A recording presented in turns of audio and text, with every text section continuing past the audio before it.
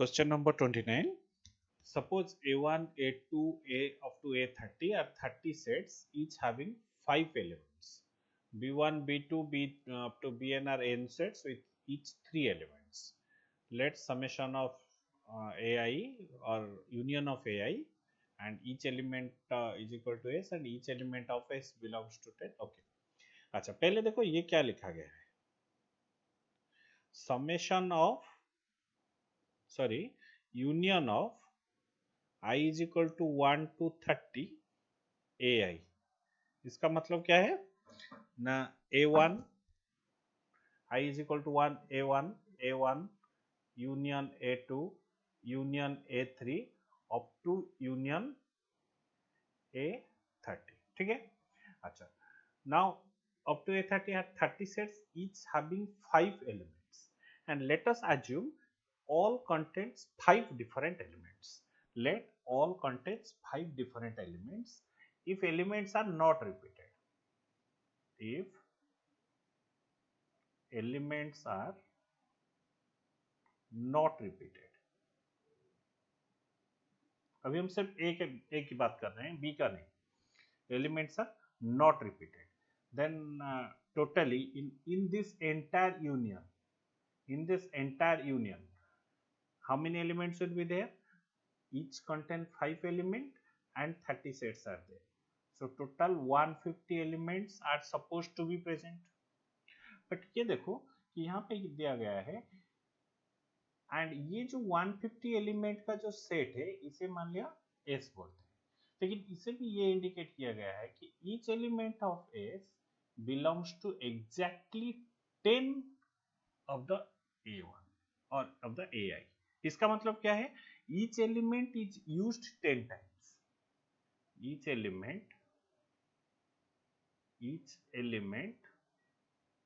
is used 10 times. That means S में अगर सभी सारे डिफरेंट एलिमेंट होना चाहिए तो इस हिसाब से 150 150 एलिमेंट्स आते हैं. और ईच अब ये लिख रहा है कि ईच एलिमेंट 10 टाइम्स रिपीटेड है, so total cardinality of S कितना होगा, कार्डिनलिटी ऑफ S कितना होगा 150 बाई 10, सो 15. नाउ S का जो एलिमेंट है कार्डिनलिटी या नंबर ऑफ एलिमेंट्स है वो 15 है. ठीक है. अच्छा अब देखो समेशन ऑफ BI, इसका मतलब क्या है, जो B वाला सेट है, B1 है, B2 है, B3 है, Bn है, वो ईच कंटेन्स 3 एलिमेंट्स. इसका मतलब है n sets are there, so B1 B2 B3 मान लिया ऐसे कब तक है ना Bn है. each contains 3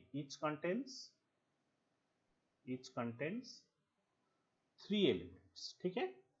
अच्छा अगर each element contains 3 element और n sets are there, so ये एक्चुअली 3n एलिमेंट्स कंटेन करना चाहिए. 3n elements different elements contain करना चाहिए, लेकिन इसमें लिखा गया है कि exactly 9 of the beats.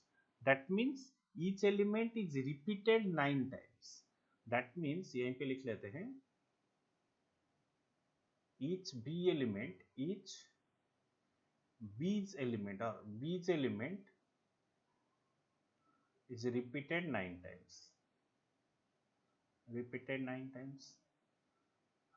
So 3n element होना चाहिए, लेकिन each element is repeated 9 times.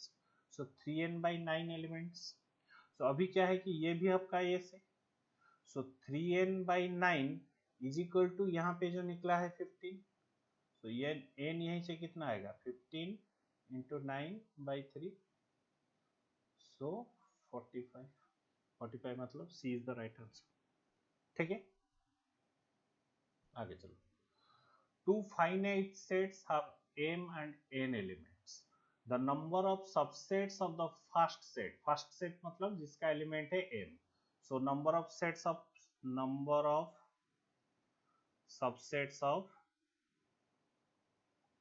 first set is equal to कितना होगा 2 to the power m. आपको ये पता होगा number of subsets of first set ये आपका 2 to the power m. अच्छा is 112 more than number of subsets of second. So number of subsets of second set is equal to 2 to the power n, और ये क्या दिया गया है 2 to the power m is equal to 2 to the power n plus 112. So इसको solve करके हमें m और n then find the values of m and n. इसको सॉल्व करके हमें n और m का वैल्यू निकालना है. सो एक इक्वेशन है, दो वेरिएबल है, कैसे करेंगे? इसको एक काम करते हैं, एक ही तरफ ले जाते हैं और सारे जो है 2 के पावर में है. सो व्हिच इम्प्लाइज में अगर 2 to the power n obviously छोटा है, तो 2 टू द पावर n अगर कॉमन ले लेते हैं तो क्या होगा 2 to the power m minus n minus 1. और इसको क्या करते हैं 112 को 2 की पावर में लिखते हैं. 2 की पावर में अगर लिखेंगे वो कितना होगा 2 टू द पावर 4 इंटू 7. आपको आता होगा शायद 112 को डिवाइड करते हैं 2 में 6 56 28 14 7 2 to the power 4 into 7. So इसको लिख लेते हैं 2 to the power 4 into 7. That implies यहां से हमें क्या मिला कि 2 to the power n is equal to 2 to the power 4 and 2 to the power m minus n minus 1 is equal to 7. कुछ बच्चे यहीं पे बोलते हैं कि सर आपको कैसे मालूम पड़ा कि 2 to the power n is equal to 2 to the power 4 ही होगा? अरे बच्चे ये देखो 7 एक ऑड नंबर है और 2 टू द पावर 4 एक इवन नंबर है. यहाँ पे देखो 2 टू द पावर n है और यहाँ पे और क्या मैं 2 टू द पावर और इसको क्या कोई 2 का अदर पावर में मैं रिप्रेजेंट कर सकता हूँ? नहीं कर सकता हूँ, क्योंकि 2 to the power n already यहाँ पे एक 1 आ गया है और ये एक ऑड नंबर है. So odd number will definitely be equal to 7 and even number will be definitely equal to 2 to the power 4. तो इसी हिसाब से अगर हम सॉल्व करते हैं तो n आपका आ गया 4 एंड यहीं से अगर हम n की वैल्यू डाल देते हैं तो n तो ऑटोमेटिकली आ जाएगा. So 2 to the and 2 to the power m minus 4 is equal to ये हो गया आपका 8. दैट इम्प्लाइज ये क्या कितना 8 का मतलब 2 to the power 3. So m minus 4 is equal to 3. So m is equal to 7. So हमें क्या मिला m is equal to 7 n is equal to 4. यही है आपका आंसर.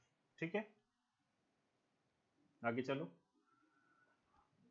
देखो the set A intersection B whole dash raw dash union B intersection C.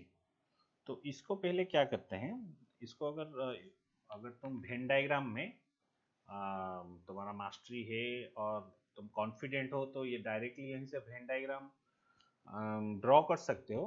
But लेकिन एक simple advice है, जब तक कोई ज़्यादा कॉम्प्लिकेटेड इक्वेशन है इसको वेन डायग्राम बनाने से पहले उसके थोड़ा सिंप्लीफाई कर लो, क्योंकि अगर ज़्यादा कॉम्प्लिकेटेड है बहुत सारे वेन डायग्राम बनाने में बहुत ही दिक्कत होगा, बहुत सारे पेजेस और नंबर ऑफ पेजेस बहुत चला जाएगा अगर आप में ट्राई करोगे तो पहले देखो इसको थोड़ा हम मैनिपुलेट करते हैं. ठीक है ना, कैसे मैनिपुलेट करेंगे? ये जो फॉर्मूला है पहले भी हम यूज कर चुके हैं, ए इंटरसेक्शन बी जो भी है A intersection B B dash लिखा गया है. ठीक है, एक जनरल फॉर्मूला मैं बताता हूँ. ए इंटरसेक्शन बी का अगर होल डैश होता है तो ये क्या हो जाएगा आपका ए डैश यूनियन बी डैश. ए डैश और एक फॉर्मूला यूज होगा ए डैश का डैश कितना होगा ना आपका ए होगा. ये फॉर्मूला बहुत जगह बहुत बार यूज होगा. ठीक है, अच्छा पहले देखते हैं इसको. ए इंटरसेक्शन बी का इंटरसेक्शन बी डैश का whole dash union B intersection C. इसी फॉर्मूला को अगर हम यहाँ डालेंगे तो हमें क्या मिलेगा which is equal to A dash union B dash का dash union B intersection C. तो ये देखो क्या हो गया ना A dash union B dash का डैश कितना हो गया B union B intersection C. इसके बाद कोई सिंप्लीफिकेशन शायद नहीं हो सकता, तो अब हम क्या करेंगे, अब हम वेन डायग्राम ड्रॉ करेंगे तो थोड़ा हमें इजी होगा। मान लो ये है आपका यूनिवर्सल सेट, यहाँ पे देखो कोई भी एक ए ले लो, ठीक है, कोई भी एक बी ले लो, पहले इसे इसे लिपटते हैं। ए डैश यूनियन बी, ए डैश का मतलब क्या है, ए के बाहर वाला जो भी है, ए के बाहर वाला जो भी है, ए के बाहर वाला जो भी है, यूनियन बी, दैट मीन्स ये अगर आपका बी है तो ये पार्ट आ जाएगा, अभी यही होगा फर्स्ट पार्ट का। और बी इंटरसेक्शन सी, मान लो बी इंटरसेक्शन सी कहीं पे भी, मान लिया मैंने बी इंटरसेक्शन सी और सी ये है, तो बी इंटरसेक्शन सी का मतलब क्या होगा, बी का कुछ पोर्शन और सी का कुछ पोर्शन, ए का तो कुछ आएगा ही नहीं। सो बी इंटरसेक्शन सी मतलब वो जो पोर्शन होगा वो बी में जरूर होगा, वो जो पोर्शन होगा वो बी में जरूर होगा, क्योंकि बी इंटरसेक्शन सी है। अगर वो कोई बी का पोर्शन है और पहले वाला एक्सप्रेशन में पूरा बी आ जाता है तो इसकी कोई जरूरत ही नहीं। तो अब हम क्या लिखेंगे ना, ए डैश यूनियन बी। अब आपका क्या आ गया, ए डैश यूनियन बी, तो यही होगा आपका आंसर, क्योंकि ये वाला जो सेकेंड वाला पार्ट है बी इंटरसेक्शन सी, वो ऑटोमेटिकली अपने आप में इसमें आ जाता है। सो इन दोनों का जो यूनियन होगा कोई डिफरेंस, कोई फर्क नहीं पड़ेगा, ठीक है। अब देखो, let f1 be the set of parallelogram। So f1 क्या है, पैरेललोग्राम का सेट है। आपको पता होगा पैरेललोग्राम कैसा है, कोई भी इसी टाइप का डायग्राम अगर है तो वो पैरेललोग्राम होगा, opposite sides are parallel to each other and angle कुछ भी हो सकता है, ठीक है। अच्छा f1 ये क्या है, f1 है। f2 जो है वो रेक्टेंगल है, और आपको पता है कि सारे रेक्टेंगल जो है वो पैरेललोग्राम होगा, दैट मीन्स जो सारे f2 है वो f1 में ही रहेगा। रॉम्बस, रॉम्बस जो है वो भी एक पैरेललोग्राम है, सो रॉम्बस भी आएगा। स्क्वायर जो है वो भी पैरेललोग्राम है, तो स्क्वायर भी आएगा। लेकिन जो ट्रापीजियम है, ट्रापीजियम कैसे बनाते हैं, ऐसे, जो ट्रापीजियम है वो पैरेललोग्राम नहीं है, क्योंकि ये इसका ये जो दो साइड है वो पैरेलल नहीं है। सो इसका मतलब क्या है, ट्रापीजियम नहीं आएगा। f1 f2 f, so f1 is equal to f2 union f3 union f4, f2 union f3 union f4, और एक बार और ये फिर से भी लिखा गया है f1, कोई बात नहीं, f1 is equal to, तो इसका कॉम्बिनेशन और क्या, ठीक है। तो f1 में भी इक्वल टू, सो इसका सही आंसर बी है, 32 का सही आंसर आपका बी है, ठीक है। अच्छा आगे चलते हैं 33। अच्छा इसको देखो, if S is the, S is equal to the set of points inside a square. So एक स्क्वायर के अंदर जो भी पॉइंट है इसको क्या बोलते हैं, एस बोलते हैं। मान लिया ये है आपका स्क्वायर, एडजस्ट कर लो, ये स्क्वायर दिखता नहीं है बट मान लो कि एक स्क्वायर है, ठीक है। सारे पॉइंट्स इसके अंदर कितने पॉइंट्स है, इनफाइनाइट पॉइंट्स है।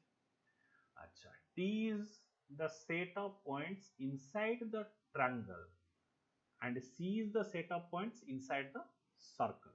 If triangle and circle intersect each other and are contained in square, so triangle और circle square के अंदर में ही होगा। ट्रायंगल ये है आपका, मान लिया T, और सर्कल ये है आपका, मान लेते हैं C, क्योंकि दिया गया है कि triangle and circle intersect each other. Then अब आपका डायग्राम बन गया, वेन डायग्राम बन गया। तो अब देखो कौन वाला सही है, पहले को चेक करते हैं। S intersection T intersection C is equal to 5, सारे का इंटरसेक्शन कितना होगा, ये वाला जो पोर्शन होगा वही होगा, सारे का इंटरसेक्शन यही होगा, ये तो 5 नहीं होगा, तो इसका मतलब ये गलत है। अच्छा उसके बाद बी को देखते हैं, S union T union C. तो सभी का अगर यूनियन लेंगे तो क्या होगा, खुद एस होगा, तो सी तो नहीं होगा, खुद एस होगा, ये सही है। और इसका मतलब S union T, S union T कितना होगा, पूरा एस ही आ जाएगा, और एस इंटरसेक्शन टी क्या होगा, वो टी आएगा, तो ये गलत होगा, राइट। तो यही है आपका सही आंसर, ठीक है। Let R be the set of points inside a rectangle. एक रेक्टेंगल के अंदर में जो भी पॉइंट्स है इसको उसका सेट को आर बोलते हैं। Here R is not real number, ठीक है। Inside a and A B greater than 1। अच्छा, रेक्टेंगल का साइड है A and B, A B greater than 1 with two sides along the positive direction of x axis and y axis। मान लिया ये है आपका x axis, ये है आपका y axis। two sides along the positive direction of x axis and y axis। so ये आपका इस साइड में होगा a, something like this, इस साइड में होगा आपका b obviously। और ये जो रेक्टेंगल होगा इसका ये होगा आपका ओरिजिन, इसी टाइप का एक रेक्टेंगल होगा, ठीक है। Then r is equal to, R क्या है, सारे इसके अंदर जितने भी पॉइंट्स है सभी को हम r बोलते हैं, ठीक है। एक्स वाई सच दैट, कोई भी point such that 0 less than equal to x less than equal to a। इसका मतलब क्या है कि ना x a के बराबर हो सकता है या फिर 0 के बराबर हो सकता है। मान लो कि x 0 के बराबर है, मान लो इसी के बीच में अगर हम इसको एनालिसिस करेंगे तो ये है आपका क्या x क्या 0 हो सकता है। अगर ये 0 हो जाएगा तो ये जो साइड है ये आपका एक पॉइंट में रिड्यूस हो जाएगा। तो अब रेक्टेंगल कहाँ रहेगा, रेक्टेंगल तो नहीं रहेगा, ठीक है ना। तो ये 0 कोई भी यार, और y भी आप देखो ये 0 नहीं होगा, ठीक है। तो 0 नहीं होगा मतलब ये वाला गलत है, यहाँ पर भी 0 है, ये वाला गलत है, यहाँ पर भी 0 है, ये वाला गलत है। फोर्थ वन देखते हैं, x जो है वो 0 और a के बीच में रहेगा, y जो है वो 0 और b के बीच में रहेगा, तो ये वाला सही है, ठीक है। अच्छा, in a class of 60 students, class में स्टूडेंट्स कितने हैं, 60 स्टूडेंट्स, ठीक है। अच्छा, 25 students play cricket, 20 students play tennis, 10 students play both of them, then the number of students who play neither. इसका मतलब क्या है, आपको यूनिवर्सल सेट का कार्डिनलिटी कितना है, 60 है। 25 students play cricket, let's say इसको मान लिया सी सेट क्रिकेट, क्रिकेट में जो है वो है 25, टेनिस में जो है वो है आपका 20, टी है ये, और क्रिकेट इंटरसेक्शन टेनिस में दो जो है वो है 10। सो इसका मतलब है फॉर्मूला डाल देते हैं, क्रिकेट यूनियन टेनिस में कितना होगा, cardinality of cricket plus cardinality of tennis minus cardinality of cricket intersection tennis. तो ये होगा आपका 25 plus 20 minus 10, so 45 minus 10 is 35। और अभी students who play neither, neither का मतलब क्या है कि हम बोल सकते हैं कि सी और cardinality of C union T का होल डैश, यही हमें पूछा गया है।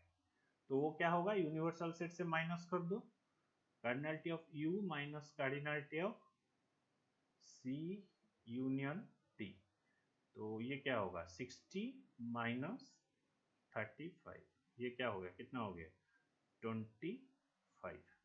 सो B is the correct answer, ठीक है। आगे चलते हैं। अच्छा, इन ए टाउन ऑफ, उसी टाइप का question, in a town of 840 persons, town में 840 पर्सन्स लोग रहते हैं, 450 read Hindi, 300 read English, 200 read both, then the number of persons who read neither. उसी टाइप का क्वेश्चन है। तो यहाँ पे क्या दिया गया है, cardinality of the town is और universal set is 840, cardinality of Hindi 450, cardinality of English 300, cardinality of both, that means Hindi intersection English is equal to 200। ये बिल्कुल पिछले क्वेश्चन के टाइप का है, ओनली डाटाज आर डिफरेंट। तो अब क्या निकालेंगे, cardinality of Hindi union English, ये क्या होगा, cardinality of Hindi plus cardinality of English minus cardinality of Hindi intersection English. तो ये क्या होगा 450 प्लस 300 माइनस 200, तो ये कितना आ गया 550। तो हु रीड नाइदर, नाइदर का मतलब क्या है, कार्डिनलिटी ऑफ एच यूनियन ई का होल डैश कितना है पूछा गया है, तो इसका मतलब है universal set minus cardinality of Hindi union English, जो है आपका यूनिवर्सल सेट है 840 माइनस 550, तो कितना हुआ 290, 290। This is the answer. आगे चलते हैं 37, क्वेश्चन नंबर 37। तो x क्या है ना, x is equal to 8 to the power n। अब देखो इसी टाइप में लिखा गया है पहले, सो दैट मीन्स ऐसा जितने भी एलिमेंट ये इक्वेशन को सेटिस्फाई करेगा वो सब ये x में रहेगा, ठीक है। तो x क्या है आपका 8 to the power n minus 7n minus 1, और n belongs to natural number. So पहला नेचुरल नंबर कितना है, पहला natural number n is equal to 1, पहला नेचुरल नंबर है n इज इक्वल टू 1। अगर मैं n इज इक्वल टू 1 यहाँ पे डालता हूँ तो कितना होगा 8 to the power 1, 8 minus 7 minus 1, so इसका मतलब है 0। x में पहला एलिमेंट आएगा 0। अगर मैं दूसरा डालता हूँ तो कितना आएगा, कैलकुलेट करके खुद देखो, n इज इक्वल टू, अगर मैं 2 डालता हूँ तो इसमें आएगा, अगर तुम कैलकुलेट करोगे देखोगे तो आएगा 49। अगर n इज इक्वल टू 3 डालोगे तो आएगा कितना 490, ऐसे ही आएगा। उसी तरह उसी टाइप का अगर y में तुम डालोगे कितना, n इज इक्वल टू 1 डालोगे, पहले पहले तो ये 0 आएगा। अच्छा, उसके बाद अगर 2 डालोगे तो मालूम पड़ जाता है कि 49 का मल्टीपल्स आएगा, 49 आएगा, फिर आपका 98 आएगा, 49 का मल्टीपल ही आएगा, क्योंकि अगर हम यहाँ से 4 एक कॉमन लेते हैं तो 49 का मल्टीपल आएगा। अच्छा, अब ये देखो ये भी जितने भी नंबर आते हैं वो सब 49 में डिविजिबल है, 49 में डिविजिबल है। मेथड ऑफ इंडक्शन में तुम पढ़ोगे ऐसे कुछ प्रूफ्स, ठीक है। अच्छा, कि prove that this is divisible by 49, लेकिन ये ऑब्जेक्टिव क्वेश्चन है तो इसको एग्जाम्पल लेके कंप्लीट करते हैं, वरना मेथड ऑफ इंडक्शन में भी है कि prove that this is divisible by 49 so and so. अच्छा 49, तो इसका मतलब क्या है कि साफ दिख रहा है x will be subset of y, कौन सा ऑप्शन, ये करेक्ट है। A survey shows that 63% of people watch a news channel whereas 76 watch another news channel। तो कितने 63 जो है, ये एक अच्छा क्वेश्चन है। 63% watch the news channel A, ठीक है। न्यूज चैनल ए को मैंने मान लिया A is equal to how much 63। अच्छा, न्यूज चैनल बी को मैंने मान लिया 76, another news channel is your news channel B. If x percentage of people both watch both channel, so A intersection B जो आपका है वो है कितना ना x, इसका मतलब ए यूनियन बी कितना आएगा आपका, जब ए यूनियन बी कितना आएगा, वो आएगा 63 plus 76 minus X, 63 plus 76 minus X. लेकिन ये आप देखो कि जो A cardinality of A union B आएगा, सो वो उसका वैल्यू कितना होगा, इसका वैल्यू कितना होगा ना, ये वैल्यू जो है वो लेस देन इक्वल टू 100 आएगा। कुछ बच्चे पूछते हैं साहब ये तो ए तो दिया गया है, बी तो दिया गया है, कार्डिनलिटी ऑफ ए इंटरसेक्शन भी आप लेस देन इक्वल टू क्यों लेते हैं, ये तो इक्वल टू 100% होगा। क्योंकि तुम बस ये वेन डायग्राम को याद करो, ठीक है। यहाँ पर कहीं पे भी ये नहीं दिया गया है कि जितने भी सर्वे हैं वो जो 100% लोग हैं वो इसी में 100% है। कुछ लोग ऐसा भी तो हो सकते हैं ना जो किसी भी न्यूज़पेपर जो हुई, और some of them who reads neither, कुछ ऐसा लोग हो सकते हैं कि जो कुछ भी पढ़ना पसंद नहीं करते, तो उनका कार्डिनलिटी को मिलाकर तो ये 100% है ना। बस सिर्फ अगर हम इन दोनों को मिलाकर इसका यूनियन को अगर 100% ले लेंगे तो इश्यू हो जाएगा कि हमने इसको छोड़ दिया।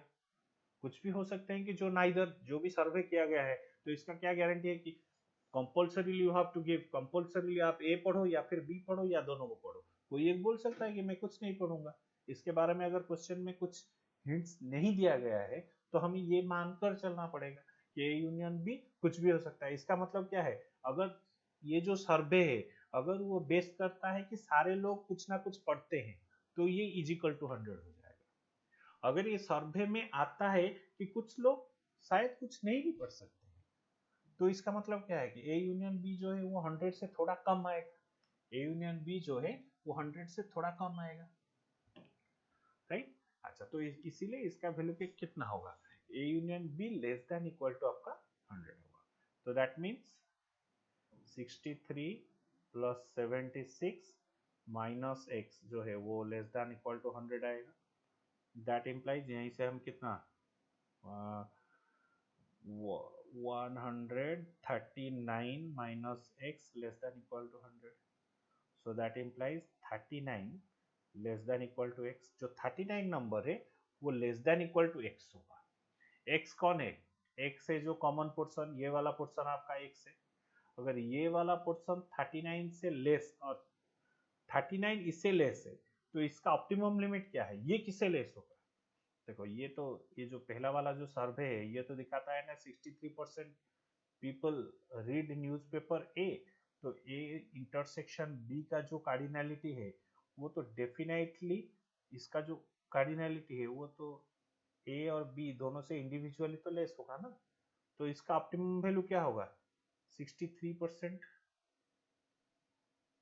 इसे तो ज्यादा नहीं हो सकता, इधर मैक्सिमम 63 होगा और उसे कम होगा, उसे तो ज्यादा नहीं हो सकता। सो दैट्स व्हाई एक्स का वैल्यू, और यहाँ से अगर समझ में नहीं आता है और एक लाइन कर देते हैं और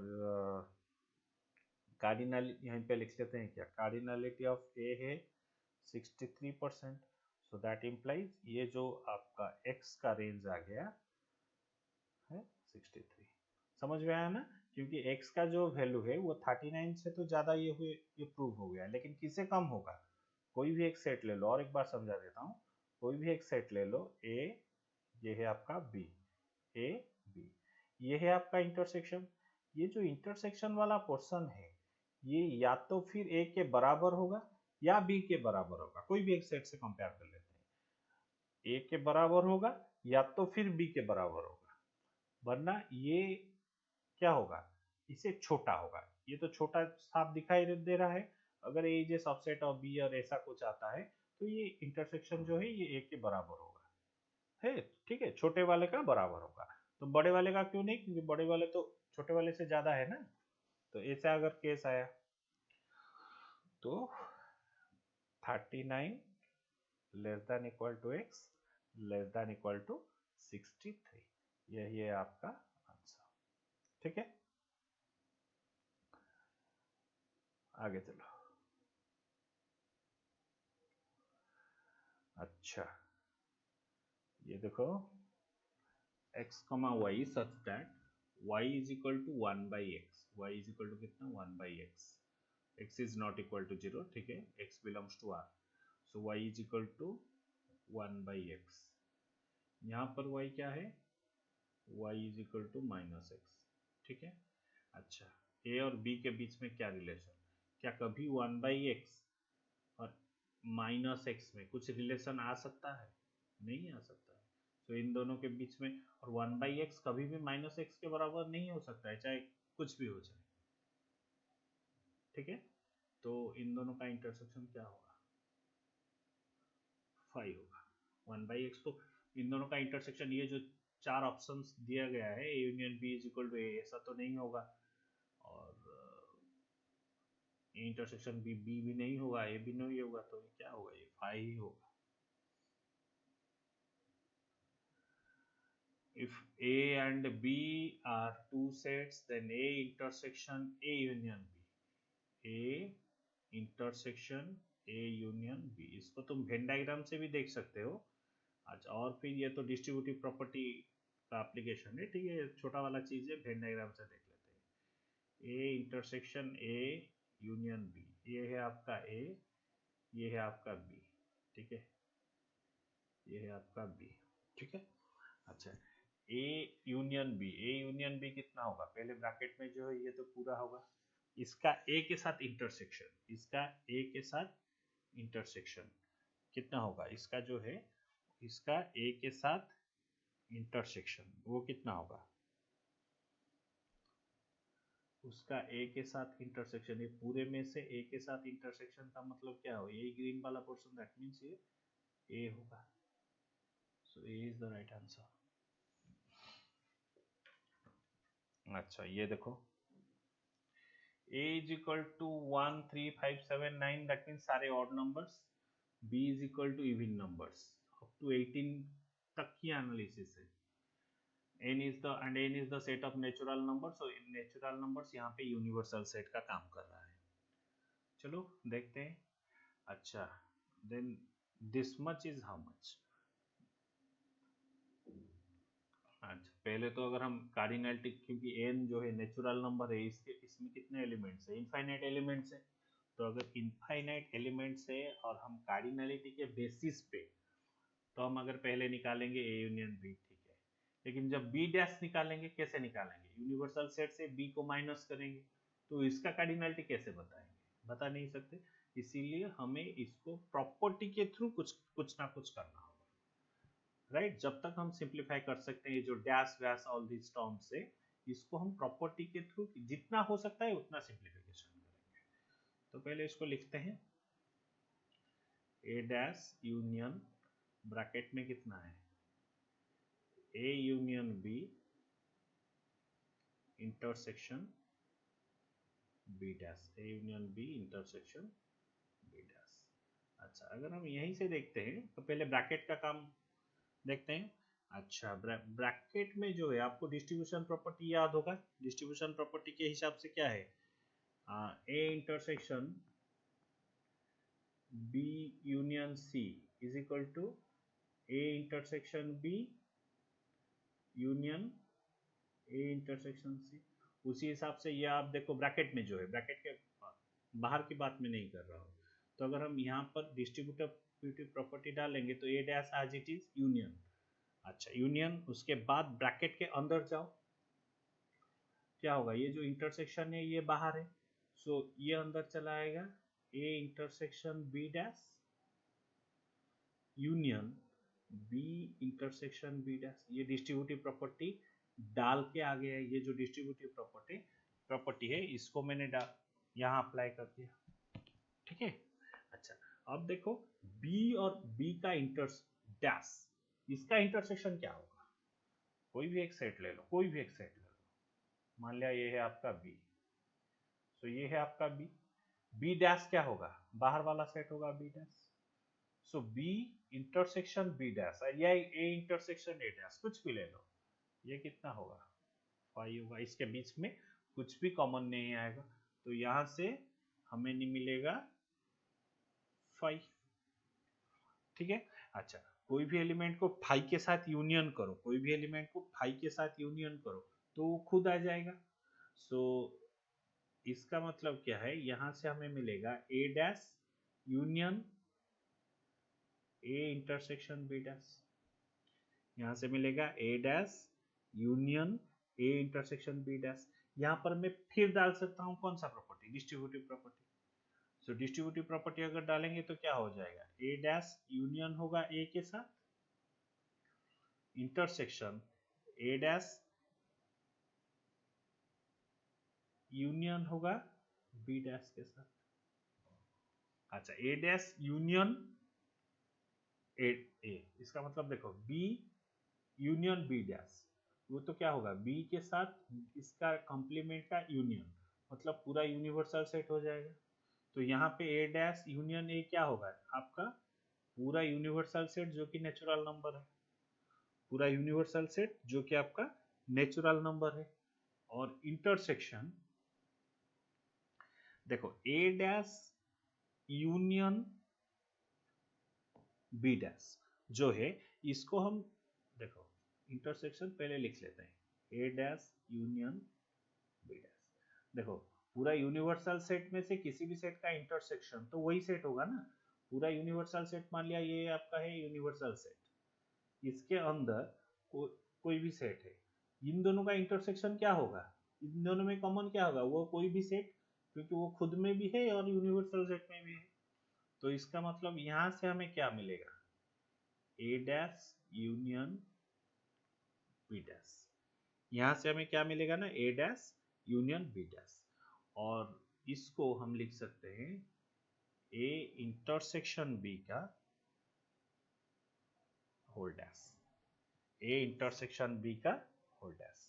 इसको हम लिख सकते हैं क्या, ये एक इंपॉर्टेंट प्रॉपर्टी है, शायद मैंने पिछले लेक्चर्स में या फिर पिछले कुछ क्वेश्चंस में बताया है कि इसे हम लिख सकते हैं ए इंटरसेक्शन बी का whole dash is equal to A dash union B dash.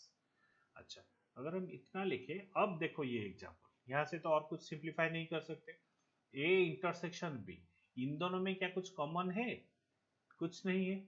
सो इन दोनों में कुछ कॉमन नहीं है, सो इसका मतलब फाई का डैश मुझे पूछा गया है, फाई का कॉम्प्लीमेंट, क्योंकि आपका ए इंटरसेक्शन बी यहाँ पर कितना है, फाई है। सो फाई का कॉम्प्लीमेंट मतलब वही नेचुरल नंबर आपका आएगा, जो भी यूनिवर्सल सेट है वही आपका आएगा। इसका मतलब B is the right answer. ठीक है, आगे चलते हैं।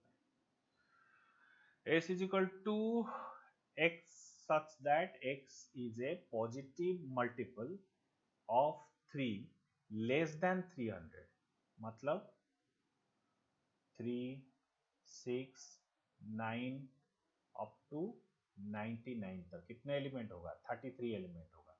सो कार्डिनलिटी ऑफ एस होगा आपका कितना, 33।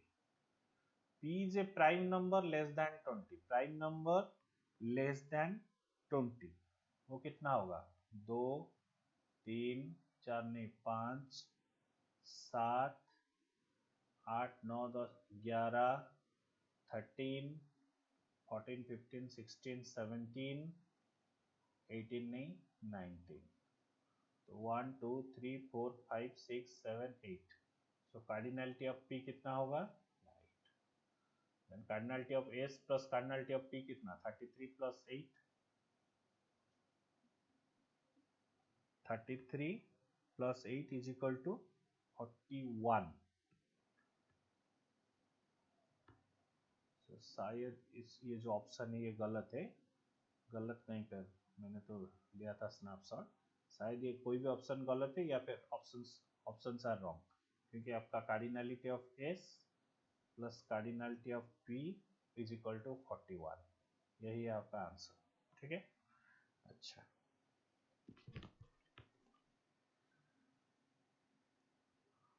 ये क्वेश्चन देखते हैं, ये एमसीक्यू में शायद लास्ट क्वेश्चन है और उसके बाद आगे छोटा छोटा क्वेश्चन है, fill in the blanks type का। If x and y are two sets, okay, and x dash denotes the complement of x, find x intersection x union y का डैश, वही फिर से x intersection x union y का dash. अच्छा, पहले अभी मैंने बताया था कि A यूनियन B का अगर कहीं पे डैश आपको मिलेगा तो A dash intersection B dash, वो साइन पलट जाएगा। सो उसी हिसाब से इसको हम लिख सकते हैं X intersection X dash intersection Y dash, इसको हम ऐसे लिख सकते हैं। तो अब क्या होगा, X intersection X dash intersection Y dash, तो इसको हम लिख सकते हैं X intersection X dash intersection